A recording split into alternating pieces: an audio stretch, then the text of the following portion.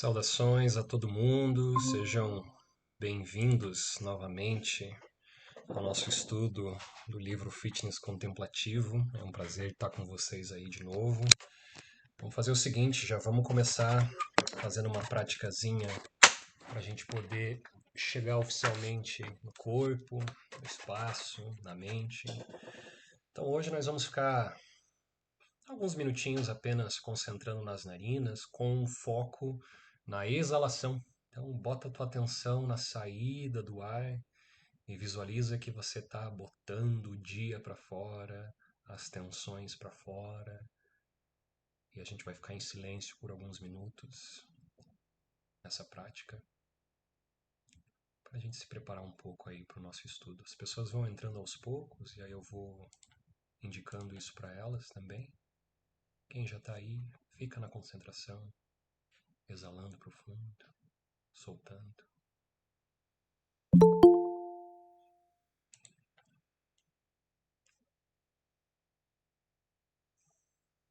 Então, quem já está entrando aí também já pode começar a concentrar nas narinas, soltar o dia de hoje pela exalação. Bota a concentração no ar saindo, sem esforço, sem estresse, apenas concentrando, respirando.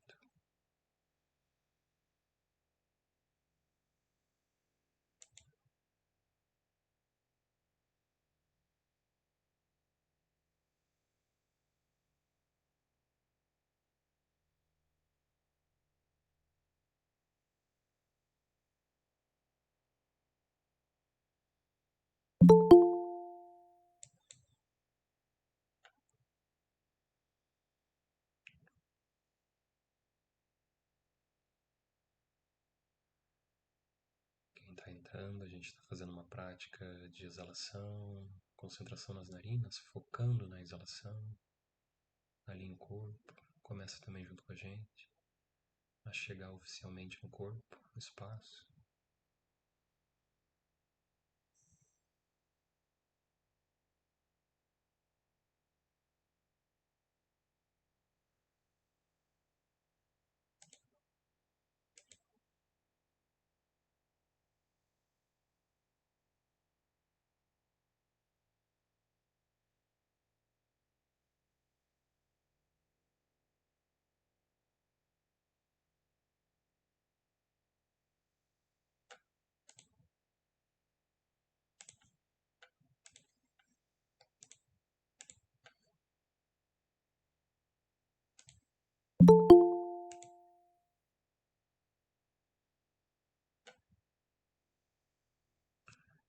O pessoal que está entrando aí, a gente está concentrando nas narinas, para dar uma acalmada no corpo, uma aliviada no dia, focando na exalação.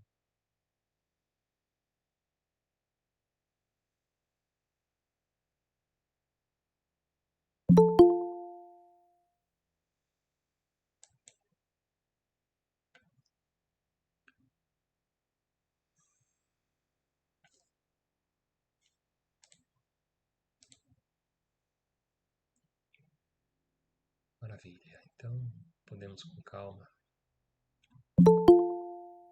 já ir retornando devagar. Às vezes, 5 minutinhos de atenção plena pode ser o que a gente precisa para estabelecer a qualidade da nossa mentalidade a partir de então, nesse encontro. Então, oficialmente, boa noite a todo mundo. Muito bom poder estar aí de novo. Legal saber que a galera está interessada. Estamos estudando então o livro Fitness Contemplativo, do autor e professor de meditação americano chamado Kenneth Folk. E esse é um livro, inclusive, incompleto, ele não chegou a completar esse livro, mas o pouco que a gente tem é um livro assim bastante valioso para uma mentalidade moderna, né? Assim como já na imagem está aqui, a gente está ali vendo o Gautama, né? E é muito importante estudar os sutras budistas, mas não necessariamente seja uma coisa muito fácil de ser feita, por causa da linguagem da época, a forma como foi escrita. E às vezes nós, modernos, ocidentais, a gente gosta de explicações minuciosas, um pouco mais detalhadas e, claro, que se adequem ao nosso dia a dia, à nossa realidade, né? Porque a gente não deve, de forma alguma, sonhar acordado no sentido de querer se transformar no indiano ou essa tem até um termo para isso, chama orientalismo, né? Orientalismo. Orientalismo é quando a gente olha para o Oriente e fica sonhando com o Oriente, como se o Oriente fosse melhor ou mais importante que o Ocidente. E claro, se a gente botar lado a lado, a gente vai ver sim questões ali que o pessoal do Oriente tá mais atualizado e questões que o pessoal do Ocidente está mais atualizado. Mas esse tipo de livro com certeza nos ajuda a entender um pouco melhor ou entender de uma forma diferenciada a questão do Dharma, que é esse conjunto de práticas e filosofias de mais de 2000 e poucos anos e que hoje em dia tem na cola junto a neurociência, vários aspectos da ciência interessados em conhecer a mentalidade desses praticantes dessas diversas tradições, né? Então, o fitness contemplativo ele realmente aborda uma visão moderna para você, leigo, né, ou seja, não monge, poder na sua casa, sozinho ou quem sabe com a ajuda de um professor, começar a trabalhar com uma prática que nem a gente conversou semana passada, que visa não só os efeitos seculares da prática da meditação. Os efeitos seculares são dormir melhor, relaxar, ter mais foco para a produtividade. Então, é claro que a gente vai passar por isso, esses são resultados clássicos da prática da meditação, mas o que está em jogo é conhecer a mente. Conhecer a mente. Nós ocidentais a gente acha que conhece a mente, mas a gente conhece uma parte dela chamada personalidade. E a personalidade, ela é uma faceta, vou colocar aqui, ouso dizer minúscula, em meio a série de questões, funcionalidades, facetas, parâmetros que a nossa mente possui. Então, quando a gente vai em direção a trabalhar com meditação, que seja passos lentos, porque meditação não é uma prática muito fácil, a gente pode ter a chance de se empoderar novamente da nossa própria herança mental, que é a nossa consciência, que inclui o Caio, a Karen, o Vinícius, todo mundo que está aqui, mas não se limita a essas personalidades. E é bom que nessa vida, enquanto estamos vivos, inclusive no budismo é apontado, né, a raridade da vida humana. Eu vou falar agora sempre, né, no contexto do budismo, né, a gente poderia estar no corpo de um rinoceronte, mas a gente está num corpo de um ser humano. E esse corpo tem sim essa capacidade de ser feliz, mas também tem a capacidade de estar em sofrimentos gigantescos. E no Dharma é justamente apontado que por a gente ter essa oscilação, a gente tem um insight de, opa, eu preciso sentar, meditar e conhecer a minha mente, conhecer o que está acontecendo nesse show de aparições sensoriais que de repente eu me vi presente, aceso, e que alguns me falaram que a vida é isso aqui, outros falaram que a vida é aquilo ali, mas a pergunta que fica, o que que é a vida para você? Não o que o livro te disse, não o que a sua mãe te disse, não o que a ciência te disse, não o que a cultura te disse. Como que você sozinho, na sua primeira pessoa, né? Na primeira pessoa, na sua própria experiência empírica, como que você vai em direção ou a responder essas perguntas, ou a pelo menos descansar num lugar onde não precisa fazer pergunta alguma, um lugar onde a gente só existe, usa esse veículo orgânico e experimenta essa história toda que a gente bem sabe é uma doideira, é uma maluquice, é sofrida, é feliz, mas o Dharma é sim um mecanismo muito, muito valioso e que não se desatualiza, inclusive se atualiza a cada ano que passa para que a gente possa resolver as nossas condições. Então, semana passada a gente falou um pouco da história, né, do fitness contemplativo e também do budismo pragmático, que é esse movimento moderno que que tem como fundador, inclusive, o próprio Kenneth Folk, Daniel Ingram, Bill Hamilton, Vincent Horn, entre outros americanos, que ousaram, são pessoas bastante polêmicas, se você for olhar para um ponto de vista, mas ousaram pegar o Dharma e tentar dar uma repaginada que leva assim em consideração a ancestralidade, mas também leva em consideração um pouco de racionalidade, questões científicas e como que a gente pode botar lado a lado essa, essa ancestralidade e essa modernidade para que na nossa própria prática pessoal a gente consiga melhorar as nossas condições, né? Então hoje a gente vai falar um pouco de método, né? E semana que vem eu ainda não decidi muito bem, mas eu acho que vão ser práticas, né? Eu vou estar guiando vocês em práticas para experimentar o método, né? É, claro que tem como se aprofundar muito, muito em cima disso tudo que a gente vai conversar hoje, mas eu espero que para quem está aqui online, quem vai assistir depois, que possa servir de aspiração para a pessoa resolver sentar e, de novo, reclamar a própria herança mental. Nós não estamos indo atrás de algo que está escondido, que é para poucos. A gente está indo atrás de nós mesmos, a nossa própria consciência que nunca esteve limitada por toda essa confusão que a gente está inserido, né?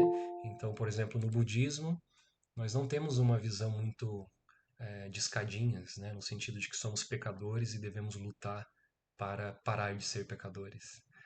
Em realidade, a natureza básica da consciência, ela já é ampla, espaçosa, misteriosa, temporal, e o que está em jogo é a gente sentar para reconhecer com calma essa identidade mais expansiva. Então a gente começa a questão do método falando das quatro nobres verdades, né? Todo livro tradicional de budismo, todo podcast que você vai escutar de introdução ao budismo vai ter sim a questão das quatro nobres verdades. Gautama, né, quando se iluminou, ele, ou melhor, vamos trocar, né, quando ele despertou, iluminação já não é uma palavra muito usada, né, porque implica tantas coisas, mas quando Gautama despertou debaixo da árvore Bodhi, né, ele inclusive ficou algumas semanas descansando naquela realização e ele teve muito medo em ensinar isso para as pessoas. Inclusive, ele não queria ensinar isso para as pessoas, porque ele achava que as pessoas, imagine, naquela época já eram confusas, né? Então ele sentiu que ele não era capaz de ensinar. Aí conta a história que Brahman, né, um dos deuses do panteão hindu, desceu e falou: Não, você é um meditador exímio, você encontrou algo que ninguém nunca encontrou, pelo menos nessa era, pelo menos nesse planeta. Então você vai ter que ir sim, vai lá, você tem que ir. E daí, assim foi. Ele saiu ali do lugar onde ele estava, encontrou uns antigos companheiros de floresta, na época que ele praticava a sese. Então Gautama praticou a sese, ele ficou sem comer, ficou sem dormir, ficou sem falar com ninguém, quase morreu de desnutrição. E ele encontra esses antigos parceiros e, e senta e realiza o que a gente chama do primeiro giro da roda do Dharma, né? Que é basicamente o primeiro professor dessa tradição contando o que ele descobriu, o que ele percebeu, né? E uma das primeiras coisas que ele fala são as quatro nobres verdades. Então, quando a gente vai praticar meditação, a gente está interessado sim em entender essas nobres verdades, descriptografar essas nobres verdades, porque aparentemente elas soam inclusive meio lógicas, né? Mas à medida que você vai praticando meditação, você vai entendendo o que Gautama estava dizendo sobre essas nobres verdades. A primeira nobre verdade é que o sofrimento existe, dukkha, dukkha. No budismo se fala sempre, sempre sobre o sofrimento. Para algumas pessoas modernas, às vezes elas fecham a cara, porque eu não me sinto, eu não sinto que eu sofro. Né? Até a gente, na modernidade hoje em dia, nós estamos em condições interessantes, e que né, a gente tem comida, chuveiro quente, um salário ali no fim do mês, mas a gente pode traduzir também o sofrimento como insatisfação ou a mudança incessante que não para de acontecer. Então você começa a namorar com alguém, aquela pessoa é a pessoa mais incrível do mundo, e logo você descobre que ela está mudando. E isso faz a gente sofrer, porque a gente gostaria que aquela pessoa não mudasse. A gente não gostaria de envelhecer, os homens não gostariam de ficar calvos. entre outros aspectos que, sim, trazem sofrimento, trazem estresse, insatisfação. E o método budista mira nisso. O budismo está interessado em fazer você entender o porquê que o sofrimento se instala na sua vida, né? Então, a primeira nobre verdade é que o sofrimento existe. A primeira coisa que o Gautama falou foi: o sofrimento existe. Aí, ó, ponto final. Eu vi isso, o sofrimento está presente.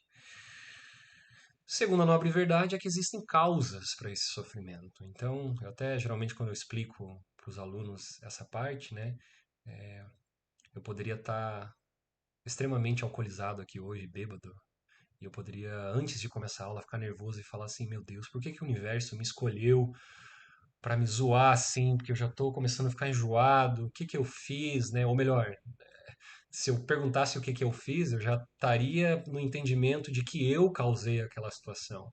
Então, o sofrimento ele vem porque nós causamos algumas coisas em nossas vidas, no budismo é chamado de ignorância, que vão gerar esse sofrimento, né? E uma das causas principais no budismo é sim o desejo, né? O desejo desenfreado, o desejo que acredita que se tiver aquilo, que se tiver aquele, que se tiver aquele estado meditativo, eu irei ser feliz para sempre. Enquanto a gente rodar nessa mentalidade, a gente só vai se olhar dia após dia e vai se perceber envelhecendo, e esse dia nunca vai chegar, porque esse é um dia que está sempre à frente do momento agora. Eu chamo do vírus do horizonte que nunca chega. É um tipo de mentalidade. É um lugar que você se olha no espelho e fala: hoje eu não sou, amanhã eu serei. Aí chega amanhã e você fala: hoje eu ainda não sou, mas amanhã eu serei. E assim eternamente. Até que você, ou geralmente, né, ou não, infelizmente, você se cansa disso. Você vê que isso é uma furada, isso é vendido pelo capitalismo, pelas empresas, por indústrias da moda, da beleza, tem terceiros dominando a nossa mentalidade. Por isso, a prática da meditação é um ato de rebeldia na primeira pessoa que você vai sentar e falar: não, eu não quero saber do que terceiros estão me dizendo. Eu quero entender por mim mesmo. Eu quero realizar em mim mesmo, na minha mente, né? E a terceira nobre verdade é que existe um caminho para, na tradição é dito, para cessar, acabar com o sofrimento. Ah, essa palavra cessação é chamada de Niroda. Niroda. É uma palavra que a gente encontra bastante pré-budismo, inclusive também, no sânscrito, no hinduísmo. Mas tradicionalmente é dito que existe um caminho para acabar com esse sofrimento, para parar com esse sofrimento. Como no contexto das nossas aulas aqui a gente está trazendo uma visão moderna, pragmática sobre isso tudo, eu até então prefiro traduzir que existem maneiras de você ampliar o seu entendimento sobre o sofrimento, ampliar a sua visão sobre como você se coloca em situações, como que você reage da mesma forma. E também gosto de traduzir a terceira nobre verdade como pontos de vista. ah, Você ganha pontos de vista diferenciado para lidar com as causas que te levam ao sofrimento, ao próprio sofrimento em si, a dor que a vida nos traz, né? Mas tradicionalmente é dito que acaba, cessa. E eu ainda não estou dizendo que isso é verdade nem que é mentira. Mas tem muita coisa interessante rodando em 2024, artigos científicos de pessoas que são realizadas, ou seja, que fizeram bem a lição de casa, foram fundo na meditação e que se autoproclamam realizados, né? Pessoas que ou aliviaram o sofrimento numa grandiosa porcentagem ou aliviaram o sofrimento por completo, né? Uma curiosidade interessante, eu até traduzi um artigo esses tempos na Pineal, que fala sobre uma mulher chamada Jo Cameron, que ela tem uma síndrome da insensibilidade à dor. Ela é uma bizarrice científica, já está sendo estudado, já saiu artigo científico em cima dela, e ela tem dois genes que faz ela não sentir dor, nem dor psicológica e nem dor física. Só que detalhe, existem outras pessoas que nem a Jo Cameron. Existem crianças que vêm com essa síndrome, mas essas crianças acabam se automutilando. E vocês imaginam por quê? Porque afinal de contas ela pode colocar a mão no fogo, ela não sente a reação da dor e do sofrimento, e essa pessoa acaba se machucando. No caso da Jo, ela tem um tiquinho de percepção da dor, o que faz com que ela não se machuque. E assim, tem coisas muito interessantes rodando. Logo na Pineal eu vou estar divulgando, porque eu ainda não posso falar abertamente, de projetos em cima dessa mulher que estão mirando em abolir o sofrimento a nível físico e também psicológico. Né? Então, no meio de crises ecológicas que já não tem mais saída, tem um monte de coisa que nos gera algum tipo de esperança para continuar a nossa vida e tentar resolver as nossas condições adversas. Mas no caso do budismo, a gente está falando, claro, de um sofrimento existencial, psicológico. Budas sentem dores físicas, mas Budas não reagem de uma forma jocosa, grudenta àquela dor. O próprio Gautama, com 80 e poucos anos, comeu uma carne de porco. E quando comeu essa carne de porco, ele já tinha problemas gástricos e ele teve uma crise gástrica. Os monges ficaram desesperados para levar ele para o hospital, na cidade mais próxima, e ele falou: não, chegou a minha hora. Né? Aí ele deitou de lado, naquela postura daqueles budas tailandeses que a gente vê. Conta que ele subiu até o oitavo jhana, até o oitavo estágio de absorção da concentração, o topo desse alcance meditativo, voltou para o quarto jhana, porque no oitavo você não consegue falar, você está tão absorvido que você não consegue falar, voltou para o quarto, abriu os olhos e deu o último sermão dele. E o último sermão dele foi: pratiquem com diligência. Vá conhecer a sua mente. Não tem tempo a perder. É uma chance muito, muito rara. Nós não estamos aqui para apenas nos olhar no espelho e falar: eu sou o Caio, e o Caio gosta disso, gosta daquilo. O Caio, se falarem isso, ele vai ficar bravo. E assim, eu não sou nenhum anti-selfie, tá? Eu adoro o selfie. O selfie é necessário. Jung já dizia sobre a individuação de cada ser. É claro que a gente tem que reforçar as melhores coisas dessa faceta, dessa tecnologia chamada selfie. Mas se a gente sair por aí acreditando que só isso existe na vida, aí a coisa fica um pouco limitada demais, né? Quarta nobre verdade é que, né, o Dharma é esse caminho para cessar esse sofrimento, ampliar o sofrimento ah, e você poder resolver as suas condições adversas, né? Então, se a gente pratica o Dharma com diligência, e também fica a pergunta, né, no contexto pragmático, né, eu leigo, com toda a minha correria na vida, como que eu vou encaixar a minha prática de meditação? Quando eu vou praticar? Quantos minutos eu preciso praticar? A resposta é que não tem resposta. Você precisa estar sempre criativo. Talvez o teu momento para meditar vai ser no ônibus, voltando para casa. Nas minhas primeiras jornadas com a yoga, quando eu tinha 22, 23, mais ou menos, eu praticava no ônibus. Eu não conseguia sentar em casa sozinho em meditação, mas eu praticava no ônibus. Todo mundo me olhava, me achava estranho, mas eu estava ali no ônibus praticando, porque a gente não tem tempo a perder. E ao mesmo tempo a gente tem muito tempo livre, né? Eu sei que no meio de cuidar de filho, e marido, e mulher, mas a gente tem um tempinho, sim. E esse tempinho você pode apontar a tua mentalidade para um lugar diferenciado, operar de um jeito diferenciado. Eu estava dando uma aula agora há pouco e eu falei: se nós não estivermos usando a mente de formas diferenciadas, a gente vai usar a forma clássica da mente. E a forma clássica da mente é correr atrás de pensamento, dizendo que o pensamento é você. Quando você diz que o pensamento é você, você descarrega emoção. Descarregando a emoção, você pensa mais ainda, e assim fecha um ciclo vicioso. E não tem saída. Não tem saída. É por isso que você vai ver pessoas na rua olhando por horizonte, roendo a unha, e ela está completamente adormecida, porque ela não está no lugar que ela se encontra. Ela está vivendo os pensamentos. Porém, os pensamentos são apenas suposições. Nada do que a gente pensa vai acontecer. Nada. Nada. Se você pensar daqui a pouco, eu vou desligar essa aula com o Caio e eu vou abrir minha geladeira e comer e vou jantar. Pensa, você pode pensar. Porque se você for fazer isso, não vai ser o que o pensamento falou. De forma alguma.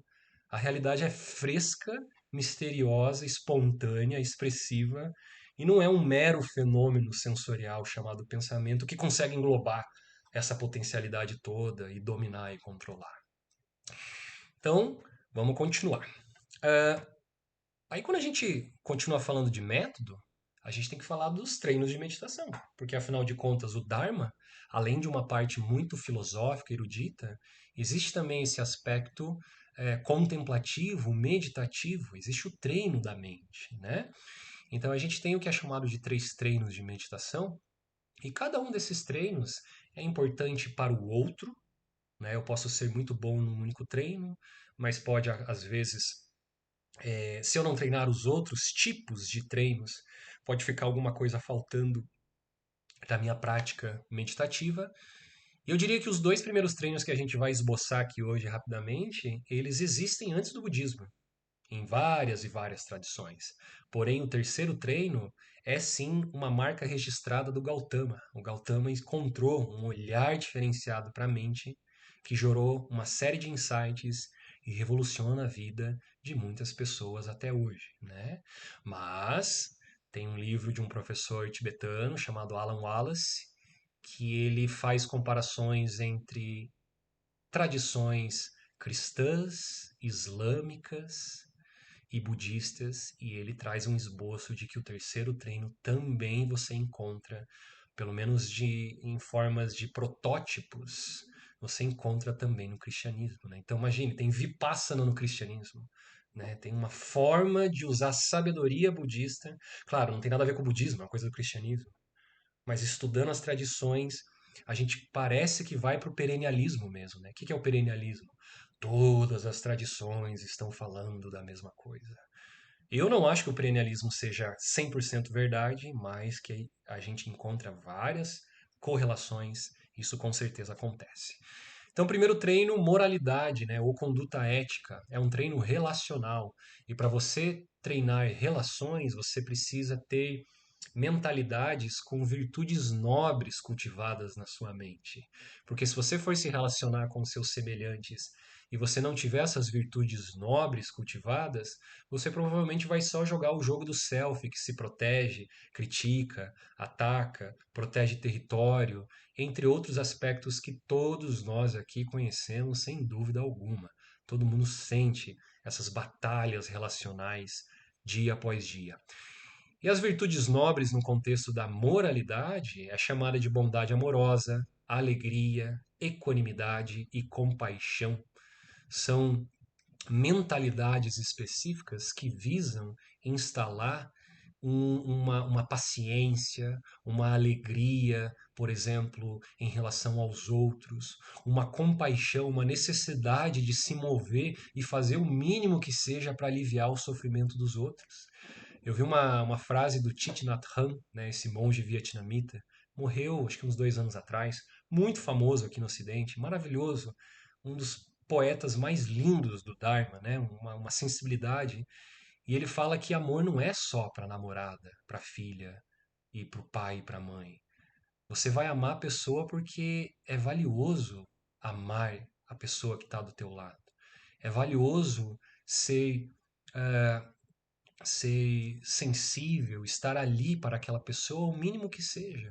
Né? Então ele vai elaborando em cima dessa questão do amor, que aqui no Ocidente é focado para o nosso círculo pessoal. Também, não é uma crítica. Né? Eu também, eu tenho a minha filha, o meu foco de amor está muito nela, obviamente. Mas a gente tem que aspirar. O budismo é muito sobre aspiração. Aspirar, inclusive no Dharma, diz que você aspira aqui agora para que daqui 200 vidas para frente você continue com essas latências. Porque se você não aspira aqui agora, você conclui. E quando você conclui, você vai jogar o jogo de correr atrás do pensamento, achar que é um self isolado e que o segredo da vida é ganhar dinheiro, ter artigos científicos publicados no seu nome, todo mundo vai bater palma e pronto, o caixão chega e você morre. E daí, ah, meu Deus, eu não queria morrer porque eu queria continuar, né? Então, a gente precisa olhar diferente para o que está acontecendo. Só que não basta apenas a intelectualidade, a gente precisa treinar. Então, moralidade são sim os treinos de compaixão, né? A gente pega o fluxo mental e cultiva essas virtudes nobres, né? Semana que vem a gente vai esboçar cada um desses treinos para entender como que eu trabalho com esse tipo de prática. Mas o Gautama, né, ele sacou que se ele tivesse ali com uma montoeira de monges e monjas juntos, vivendo na floresta com ele, Ele sabia que ele tinha que ter esse tipo de treino, porque a gente sabe o que que acontece quando tem um almoço de domingo e tá os nossos tios e tias e primos, e alguém fala no Bolsonaro, daí alguém fala no Lula, daí tá feita a bagunça, e daí não tem respeito algum, aí ninguém nem lembra da religiosidade que segue, aí vira de novo uma batalha ilusória, assim, eu não tenho medo de dizer uma batalha ilusória mental de egos contra egos. Eu até tenho uma alegoria que se um cachorro da família está ali olhando, se esse cachorro olha os familiares brigando, sabe quando a gente olha um cachorro e fala, ai, cala a boca, ele só tá latindo? O cachorro olha pra gente e fala, ó os humanos latindo ali, porque ele vê a gente. Não tem nada acontecendo. Só na nossa mente está acontecendo. É por isso que é dito que a gente está adormecido. Que a gente acorda de manhã, vai para a vida e a gente não acordou de verdade. A gente está vivendo o jogo da mente, o jogo dos pensamentos. Então, é, nos anos 2000 teve um estudo muito importante no contexto da moralidade com um monge tibetano chamado Mingyur Rinpoche, considerado um herói, um meditador olímpico, né, 60 mil horas para cima de prática, e foi usado eletroencefalograma nele para ver a região, acho que chama amígdala posterior, se eu não estou enganado, que é uma partezinha bem pequena do cérebro, que é ativada quando você está em empatia, quando você está em compaixão, acende uma área do seu cérebro, ela pisca, ela vibra. E o estudo com Mindyur era que ele tinha que ficar 30 segundos na consciência de vigília, ou seja, não meditando, e depois dos 30 segundos ele ia abrir a presença dele, usando uma técnica que é chamada de presença aberta, open presence. E acreditem ou não, eu não estou aumentando para soar mais impressionante. Nos primeiros segundos que ele abriu a mentalidade dele para essa presença aberta, aumentou 600 a 800% a atividade elétrica da região da amígdala. Ou seja, esse cara é extremamente compassivo. Então, no budismo, compaixão, fazer o bem, não é mera poesia. Não é um meme que a gente vai colocar lá e falar ame o outro como se não houvesse um amanhã. Todo mundo faz isso. E que bom também que faz, tá? Eu sou um cara crítico, eu já vou me corrigindo, porque tem que me segurar. Mas você tem que treinar a sua compaixão. Você tem que sentar e treinar a sua mente para ser compassivo. Se você não tiver treino, se você não conversa sobre isso, se você não aspira, você pode postar o meme que for, repetir frases clichês que for, a mentalidade vai continuar a mesma, né? Então é treinável. Estar em compaixão é treinável. Isso que eu quero enfatizar aqui hoje. Você tem que sentar e treinar, né? Mas vamos continuar. É... Aí, claro, a gente chega daí nos treinos da concentração, né? Geralmente quando as pessoas começam a praticar comigo ou com qualquer outro professor aí que dá aulas. Geralmente é apresentado primeiro o treino da concentração. E, gente, assim como está urgente o senso de compaixão, né, o senso de ajudarmos uns aos outros, entender que os outros sofrem assim como nós, hoje em dia está extremamente escassa a nossa capacidade de se concentrar. E essa escassez da concentração vem por uma série de motivos, né? Inclusive, a principal delas são telas, redes sociais, vitrines digitais para a gente postar os nossos selfies. Que por um lado é incrível, a gente pode acompanhar a vida ali de um parente que mora lá no outro estado.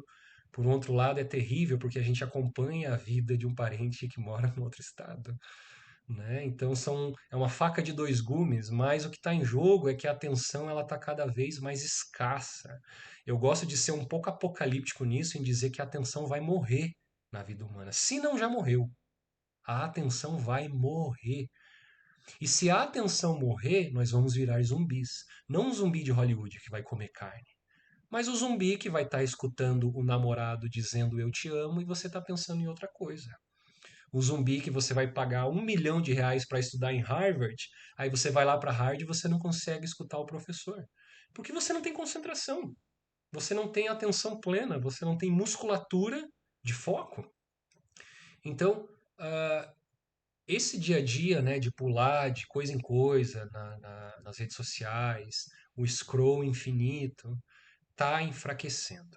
A boa notícia é que o cérebro é neuroplástico, então você pode sempre salvando raros casos de que não tem mais jeito, você pode sempre sentar e começar a botar o laser da tua atenção numa única coisa.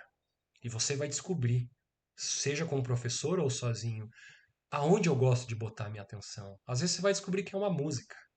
Quem que hoje em dia pega um fone de ouvido, deita na cama, escuta um álbum inteiro, do começo ao fim, e escuta a música de verdade? Não bota música para daí pro Facebook, para daí. Nada contra isso também, tá? A música pode ser uma música ambiente, mas eu tô falando no contexto da prática. Né? Então, talvez a sua prática vai ser deitar e escutar o baixo daquela música, a guitarra. Aí você vai ver que a sua mente se distrai. Aí você puxa de novo a mente para escutar. Aí ela distrai. Aí você puxa. E, gente, o segredo na concentração não está nem no fato de que você tem que concentrar ou não. O segredo está no fato de como que você reage quando você percebe que você não está se concentrando.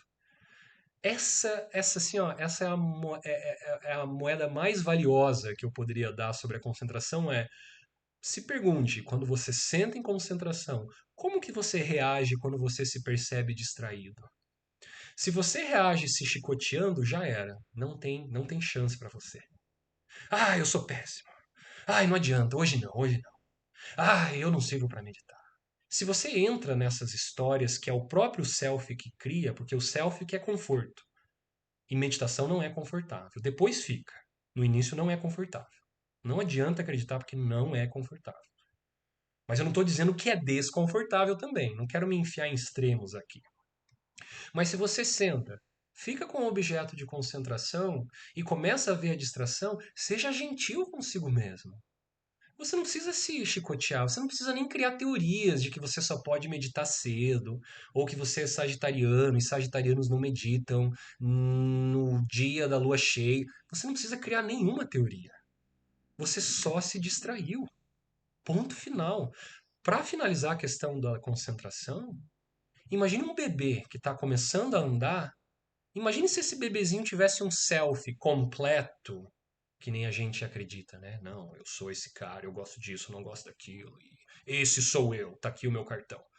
Se esse bebezinho tivesse esse modo de operar, ele iria cair 3 vezes enquanto anda e ele iria olhar para os pais e falar: Ó, galera, desculpa, tá? Eu não consigo andar, eu não consigo, tá?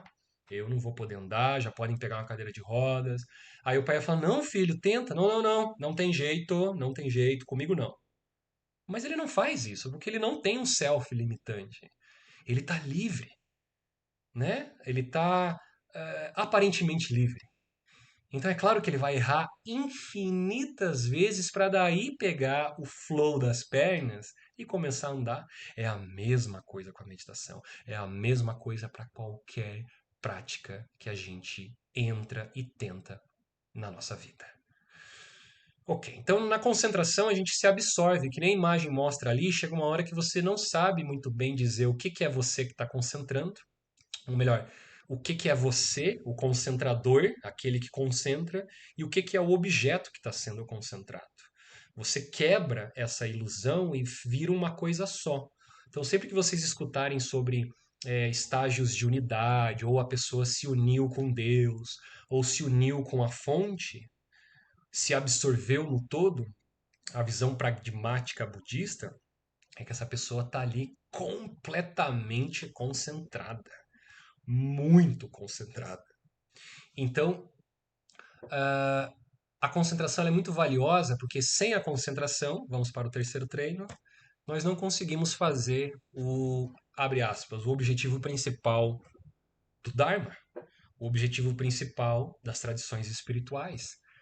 O terceiro treino é o que a gente vai chamar de sabedoria, ou vipassana, ou insight, pana. Vipassana significa penetrar e ver com clareza.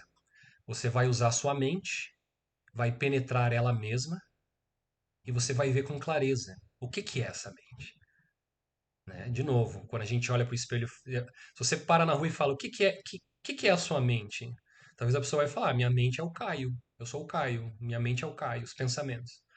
Mas no budismo a gente diz assim: a mente ela é composta por 6 modalidades sensoriais. O que você é em natureza é o que está sendo visto pelos olhos, o que está sendo escutado pelos ouvidos, o que está sendo cheirado pelas narinas, o que está sendo provado pela boca, o que está sendo sentido no toque através da pele no corpo, e também o que você está pensando e sentindo nas emoções. Então são 6 modalidades sensoriais.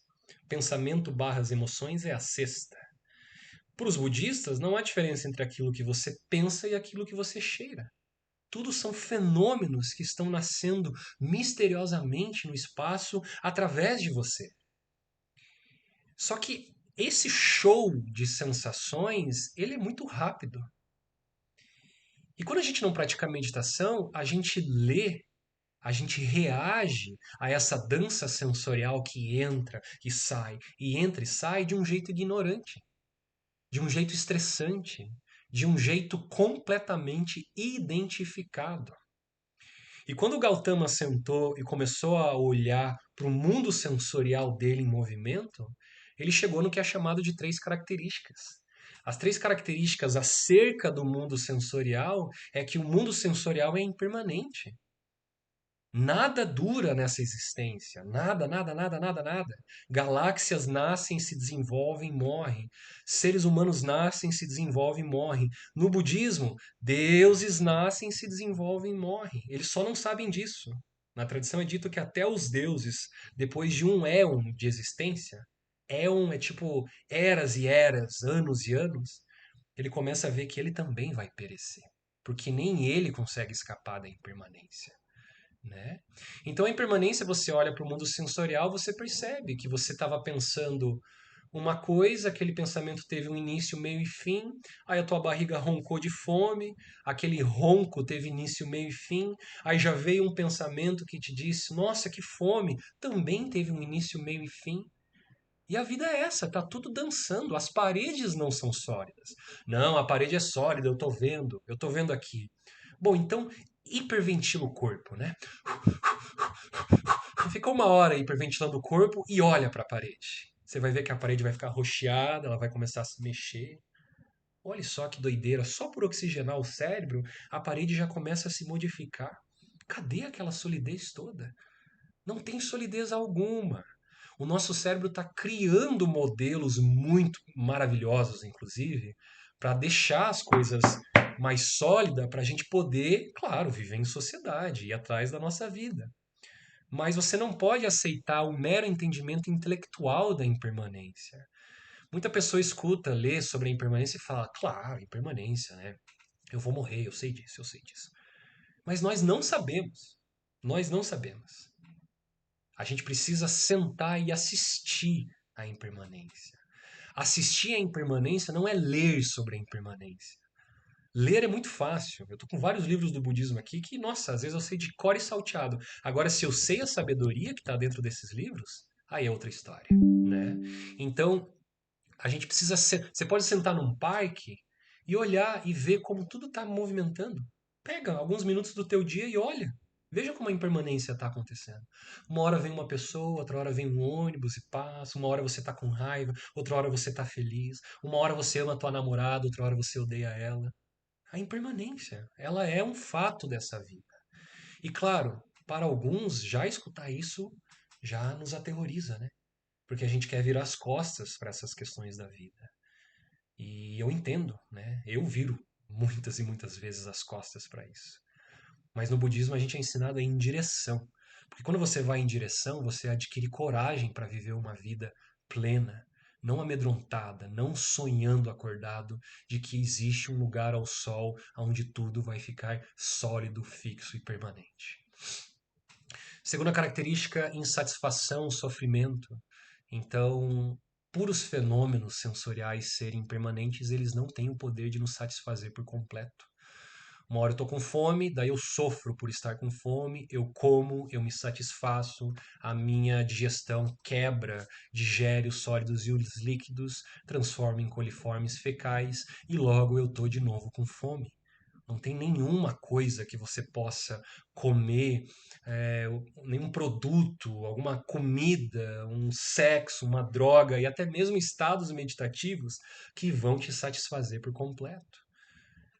Estar sintonizado com o Dharma é continuar dançando a dança da vida. Porque é dito que quando a gente esquece da impermanência do sofrimento, é como se a vida fosse um salão onde tudo está dançando e do nada você trava no meio do salão. Você fica travadão, parado, travado. Aí todo mundo está dançando, as árvores estão dançando, os animais estão dançando, os buracos negros estão engolindo galáxias e dançando e você está lá, travadão, né? Por causa da ignorância. Ignorância não é burrice. Ignorância é não olhar para esses fatos. Eu não estou pedindo aqui para ninguém acreditar em nada, mas não estamos falando de crença. Acredite na impermanência. Não, não. Vá ver se a impermanência está presente na sua experiência. Vá ver na experiência, na primeira pessoa. Vá ter essa realização. É muito libertador. É assustador. Em vários momentos é assustador.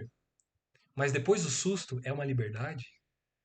Porque é assustador, ao meu ver, particularmente dizendo, ficar a vida inteira acreditando que eu só sou o Caio Szymanski.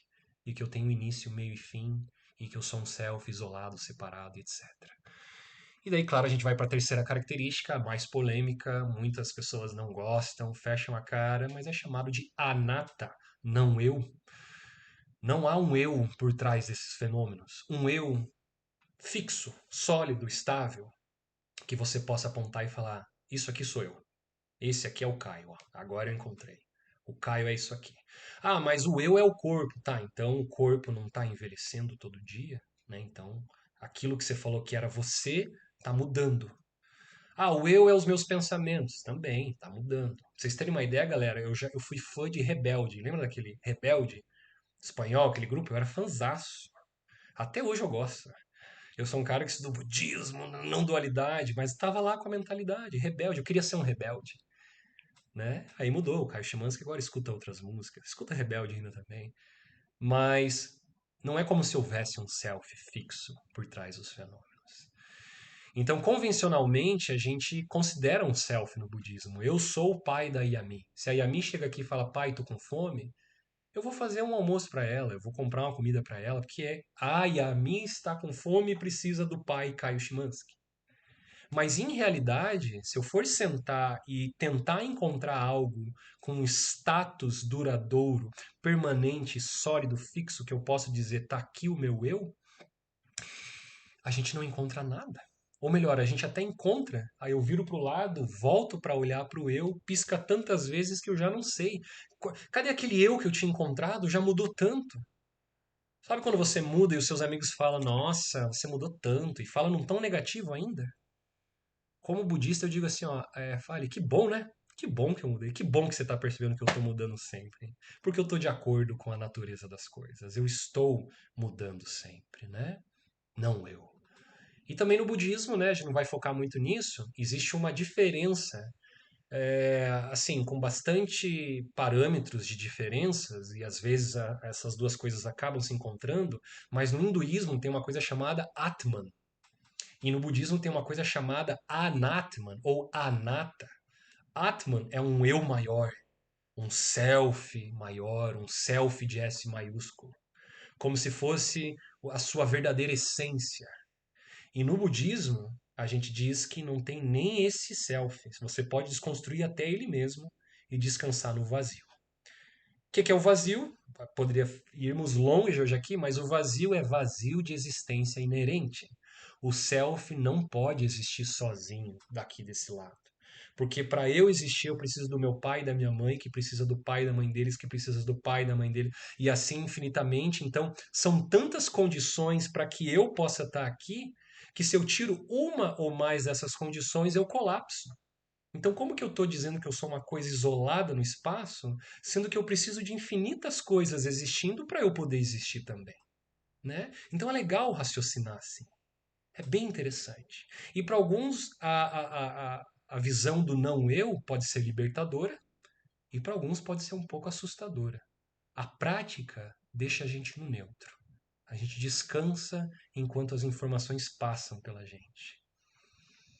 Terminou a prática, vai para a vida. Vai ser o self. E você vai ter que exercer o seu self. Mas se você fizer a prática, você não vai ser enganado por esse self. Teu self está te enganando dia após dia. Sem dúvida alguma. Nós todos sonhamos acordados dia após dia.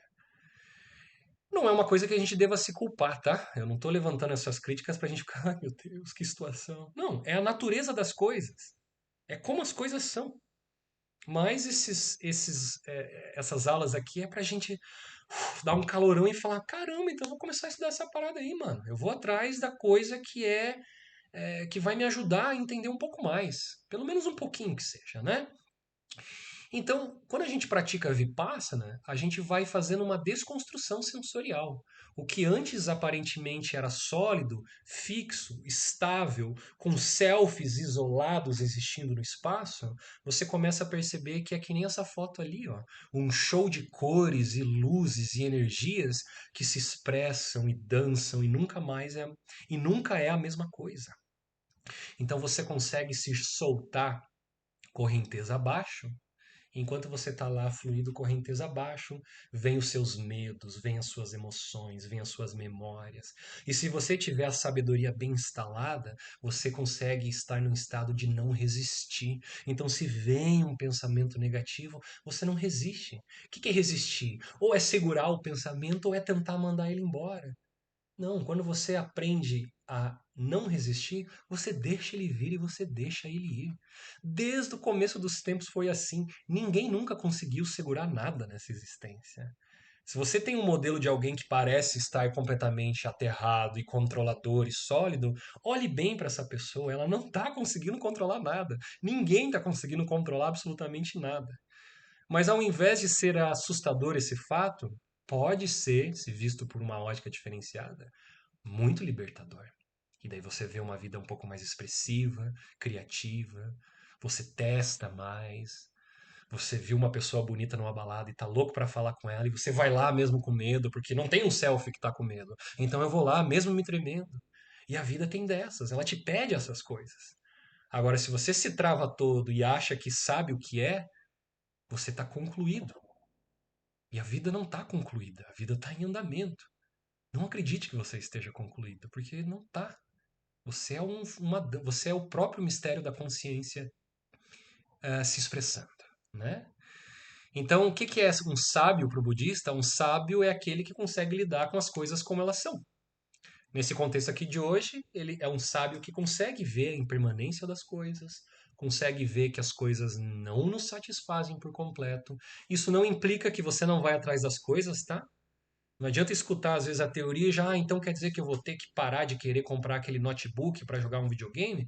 Não, você pode ir atrás do seu notebook. Mas tome cuidado em achar que se você comprar aquele notebook, você vai ser feliz para sempre, porque você vai se decepcionar. Você vai se decepcionar. Eu tô com um notebook bem bonito aqui que eu comprei ano passado e eu fiquei, nossa, algumas semanas beijando ele. Hoje em dia ele é só mais um notebook, né? Legal que eu tenho ele, mas é um notebook, né? Não é a fronteira final das coisas. Enfim. Então, vamos lá. Aqui eu acho que a gente vai. É. A gente vai dar uma esboçada e semana que vem eu vou continuar a partir daqui, né? A gente está chegando perto do fim do nosso encontro. Mas no contexto do Vipassana, nós temos o que é chamado de 4 estágios de despertar. Então, existe sim esse tal de despertar. Como a gente conversou semana passada, para nós mais modernos e pragmáticos, a gente ainda não sabe dizer se o que está sendo apontado pela tradição é o que literalmente acontece quando você consegue pegar maestria nessas práticas meditativas, né? Mas é dito que existem 4 caminhos, vamos colocar assim, 4 ciclos que você, através da sua mente, desconstruindo o mundo sensorial, desconstruindo o self, desconstruindo o espaço, o tempo, a linearidade, desconstruindo o nascimento, desconstruindo a morte. O que é desconstruir? Olhar de um jeito diferente para essas coisas. Quando você começa a olhar de um jeito diferente, existem algumas marcações fenomenológicas que você pode perceber na sua prática que pode te trazer talvez uma realização de que você completou um caminho, você completou um ciclo de entendimento. Cada um desses ciclos aqui, né, ó, aquele que entrou na correnteza, primeiro estágio, Once returner, né? Aquele que retorna uma vez, segundo estágio. Non-returner, aquele que não retorna, terceiro estágio. E Arhat, o quarto e último estágio, que é o considerado o nobre no budismo, né? Na época do Buda, tem homens e mulheres pegando o Arhat, o estágio de Arhat. Semana que vem a gente vai conversar um pouco em cima, antes das nossas práticas, para a gente entender no contexto moderno o que que isso pode começar, o que que isso implica, talvez, na nossa vida, no nosso dia a dia. Se eu estiver disposto a praticar a meditação, ir para o Vipassana, ir para um retiro, ou começar a sentar, fazer aula na Pineal, pegar sozinho, ler os livros da Pineal e sozinho, o que que vai acontecer comigo quando eu completo esses ciclos? E o spoiler que eu já dou é que sim, acontecem coisas. Muda de formas bem interessantes a sua forma de se localizar como self, se localizar como um indivíduo que está andando numa linha do tempo. Você começa a ressignificar radicalmente todos os conceitos que foram apresentados para você, inclusive nascimento e morte, que é o que é chamado de início e fim. No budismo nós não temos início e fim. É dito que o universo é um ciclo. Tipo aquele Ouroboros, sabe aquela cobra que morde o próprio rabo? Tem esse símbolo da alquimia, né? A existência é um ciclo. Não tem como você limitar o início e o fim. Mas intelectualmente não basta ter esses entendimentos. A gente precisa sentar, descansar no mistério que é a nossa mente, no mistério que é a nossa consciência e começar a ver. Porque a mente, ela adora quando você senta e mantém uma prática. Sabe por quê? Porque você bota o teu self para sair de cena e quando ela sai de cena, ela diz para você mesmo: "Ah, obrigado por ter botado o Caio para descansar. Agora eu tenho espaço para me mostrar para você", né? Então, nós tem uma máxima no budismo que não somos nós, eu, Caio, que peguei os estágios de meditação. Em realidade, eu, Caio, estou aprendendo a descansar, sair de cena, para que a minha mente se expresse na própria naturalidade dela. Porque esses estágios, lembra que eu falei no início da aula? Não é um lugar que você vai subir escadas e vai chegar numa fronteira final. É a tua própria natureza agora. É a tua própria mente básica antes de ser viciado em conceitos, palavras, cultura e nomes e coisas do gênero. Então, gente, tem muita coisa por trás disso, assim, inclusive no âmbito científico. Eu estou junto com vários cientistas americanos, estamos fazendo muito mapeamento de atividade elétrica de praticantes avançados. E assim, eu acredito que daqui no máximo uns 5 a 10 anos nós vamos ter contextos científicos precisos que vão nos dizer mais sobre essas coisas. Se a ancestralidade conseguir cada vez mais sentar com a modernidade, quem sabe haja uma chance da gente divulgar isso de uma forma mais ampla. Não só para alguns que estão aqui hoje escutando o Caio Szymanski não parar de falar, né? Eu falo pra caramba, mas faz parte. Então, galera, por hoje é só, né? Tem bastante coisa. Semana que vem, cá estamos novamente. Daí a gente vai falar um pouquinho mais de cada um desses estágios de despertar do Vipassana e vamos fazer práticas da moralidade, da concentração e da sabedoria. Quem quiser pode entrar lá no grupo da Pineal da Meditação. Quem não tiver pode pedir lá para mim no WhatsApp para eu colocar. Tá lá os livros, tá tudo lá certinho. Eu vou botar essa aula no YouTube. Divulgue para os amigos, para as pessoas aspirantes. Fala, ó, que legal aquelas aulas ali, dá uma olhada, gratuita, pai, blá blá blá. E é isso, gente. Boa noite para todos. Obrigado pela atenção. Estamos juntos. Boas práticas e até logo. Valeu. Tchau, tchau. Obrigado.